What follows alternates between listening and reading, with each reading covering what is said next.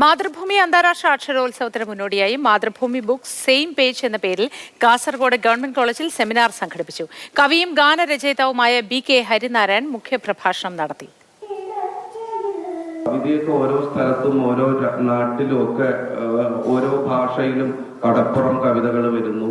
അങ്ങനെ പല രീതിയിലുള്ള അനിൽകുമാറിന്റെ കവിത, അങ്ങനെ ഓരോരുത്തരുടെയും പല രീതിയിലുള്ള കവിതകൾ പല ഭാഷയും പല നാട്ടിലും പല സമൂഹത്തിന്റെയും ഭാഷയിലൊക്കെ കവിതകൾ വരുന്നുണ്ട്. പാർശ്വവൽക്കരിക്കപ്പെടലിനൊക്കെ ഏറ്റവും കൂടുതൽ ശബ്ദമുയർത്തിയതും ഇവിടുത്തെ കവിതകളാണ്. കവിതകൾ എന്നും കേളിപ്പെടില്ല, പക്ഷെ എന്തെങ്കിലും കാരണത്താൽ ഒരു കവിത കേളിപ്പെടും.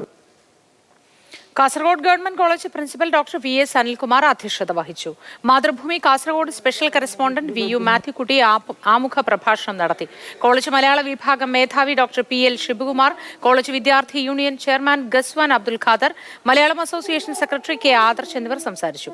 BK ഹരിനാരായണൻ വരികൾ എഴുതിയ സിനിമാ ഗാനങ്ങൾ ഉൾപ്പെടുത്തി വിദ്യാർത്ഥികൾ നയിച്ച ഗാനാഞ്ജലിയും ഉണ്ടായി.